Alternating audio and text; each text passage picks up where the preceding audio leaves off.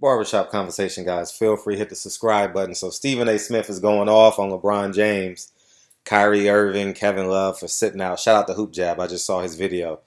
And let me preface this video so I can have dialogue. With myself, but you guys are here. Years ago, I had season tickets to the Clippers, and there are certain games I marked my calendar on. And this is when Grant Hill and Tracy McGrady played for the Orlando Magic. They never played together. So I had a wasted ticket. So I wasted that ticket. Michael Jordan didn't come out here and play when he played for the Washington Wizards or Bullets back then. And they didn't show up. I mean, I was a disappointed fan. So from that perspective, from a fan's perspective, it gets you butthurt. It gets you upset. You know what I mean? I fully grasp that concept. But let's speak about reality. Everyone has a job, right? When I was a school teacher, we worked 180 days. 180 days out of the school year and got 10 days off. I used up all 10 of my days every year. I always used it around March Madness. I would go to Vegas from Wednesday to, well, I would leave Wednesday night, get there Thursday, come back Monday after the draft. So I would take 3 days off around March Madness, stuff like that. And it is within their right. You guys are misunderstanding. And I know you guys are going to get on semantics about some other shit about it's within a policeman's right. Let's stay, this is a sports game. And there is games within the game, right? Just like this past weekend, Daniel Jacobs missed the IBF weigh-in because he deemed himself, he needed to be stronger, he believed, to beat Triple G. And it worked. He just should have started around round 3 in terms of his ultimate aggression. But it is within LeBron James' right. It is within the Cleveland Cavaliers to rest their players. And I'll use just my examples. I'll use football as a great example because football literally wears you out. I'm not sure if any of my subscribers have been on a football team. I didn't play in high school. I only played in college. And you talk about draining. Week 6, week 7, your body is done. And you're talking from a guy who only played 2 years. You know what I mean? So maybe it's the acclimation process, but man, hitting. We got 2 days. We got 2 days in full pads. We got Monday we had video. Tuesday, Wednesday we in full pads. Thursday we go over every play. Friday we have a walkthrough, and Saturday is the game. But it's a 6-hour day playing football in college, man. 6-hour day. So the mental strain, the physical strain, staying up to 3 o'clock, finishing your homework, because some days you have night practices. So I understand the bigger picture. It's about the big picture, not the small picture. Would I be a disappointed fan if it was someone's birthday and you buy the tickets in September and you want to surprise them in March? I fully understand that, but you can't get mad at them for doing what's right for them.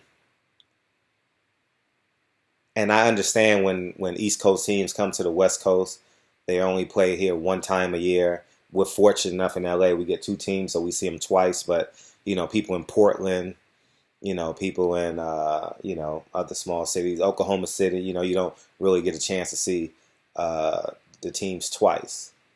But it's not, you shouldn't be mad at them for thinking about the bigger picture. Now, it's not the Brooklyn Nets or the Knicks rest players, but, these guys have bigger pictures. And the great example I can tell you guys is Golden State giving up the NBA championship last season, chasing 73 wins. Right? Chasing 73 wins, they end up fatiguing down the stretch, and Cleveland caught them at the end. Literally caught him. LeBron James blocks Andre Iguodala's shot at the rim, and Kyrie Irving comes down and shoots a 3, and Steph Curry makes a mindless behind the back pass to Klay Thompson, I think, and it goes out of bounds. Who makes that play with an NBA championship on the line? And if you want to talk football, the New England Patriots played Week 17 against the New York Giants as best they can. They end up beating the New York Giants, right?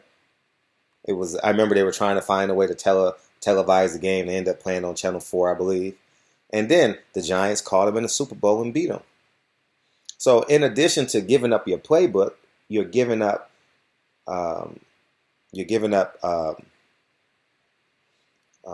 energy, and for the duration, a season is a marathon, right? And that's the end of be all. But I understand the fans' perspective. But fans, you cannot get mad.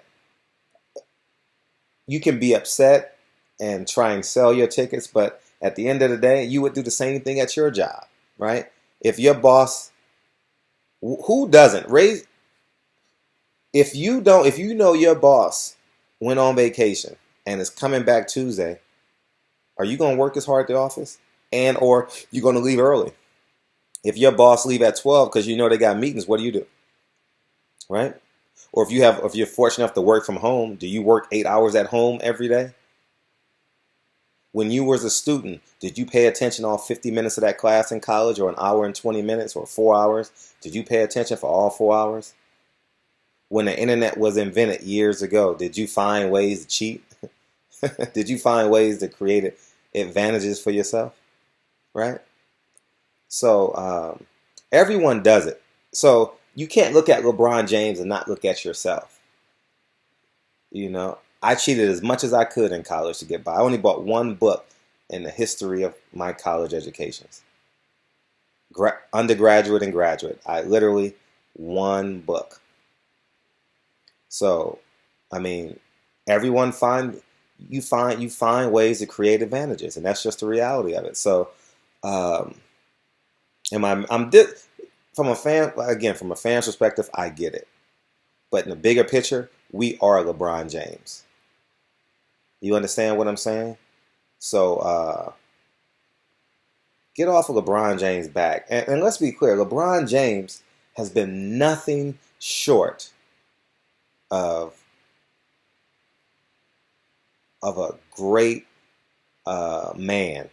He's been nothing short of. The worst thing you can say is he left Cleveland and has tattoos. That's the worst thing you can say. Should I go down? Do you guys want me to go down the list? No, I'm not even going to go down the list. I'm just going to talk about from a money perspective, because white people don't want to acknowledge he's a great father, has 3 kids, been with the same woman. We've never seen him with a pitcher with a drink in his hand. I've never seen LeBron James with a pitch with a drink in his hand. He does the right thing off the court. What he single-handedly did for downtown Cleveland is nothing short of amazing. If you don't believe me, ask the business owners. Ask the business owners what he did for their businesses. So I don't want to hear shit about LeBron James and you mad at him. He's second in the NBA in minutes. What do you got? 4 MVPs, 3 and 4 MVPs, 3 NBA championships. Going off the top of my head, guys. But he's been nothing short of great. On the field, off the field. If he wasn't dark-skinned, if he was light-skinned like Steph Curry, maybe the majority would have like some type of clemency for him, right? But because he's a dark-skinned man, that plays a lot in American psyche. And the reason why I know that is because I'm dark-skinned, and I get it. You know what I mean? America is not ready for a fearless, dark-skinned black man. I'm just telling you that now. And in most instances in my life, I'm pretty fearless. I conform at times because I have to. You know what I mean? And that's just the reality. No one can be 100% rebel. So anyways, man, I just wanted to do this video. I was listening to Neil's video, and the more and more I listen to Stephen A. Smith, the more and more upset I got. And it bothers me. Like, even I was the greatest teammate in college. I was a really good high school basketball player. Really, I was a great athlete. But you start to level off when you get to college. But I was the best teammate in college, and I was a hell of an athlete. You know what I mean? And there were practices I took off and lied. I swear to God, even though I love basketball, I love football, I love running track, I lied sometimes and said I had lab because I didn't want to go. I lied and said I had a conference with my professor, a meeting with my professor. I lied sometimes not because I know I did not want to physically give my all that day in practice. So man, let's just be clear, man. We are LeBron James. Everyone that has ever taken a breath on earth has been LeBron James. All right. Give the man a break. Literally, give him a break. He's second in NBA minutes. See, LeBron James is second in the NBA in minutes. Are you serious? Give the man a break. He only gets what, 25, 7 and 5 every 7 and 7 every night. Get off of him. And I know the more you talk about him, the more beneficial, more successful you'll be. But man, give the man a break. So, anyways, man, barbershop conversations. Golden State is giving it to OKC. I'm waiting on the moment when they erupt. I already saw it. Them erupt a little bit, but I can totally see Russell Westbrook and Steph Curry going at it because of the recent comments. Anyways, barbershop conversation. LeBron, do what you do. Get this NBA championship and beat Golden State. I'll be rooting for you. You know what I mean? It's easy to root against Golden State now. They have Kevin Durant, right? Not because I don't like him, but because it's David versus Goliath. You understand what I'm saying? So anyways, barbershop conversation. Hit the subscribe button. Talk to you soon. Peace.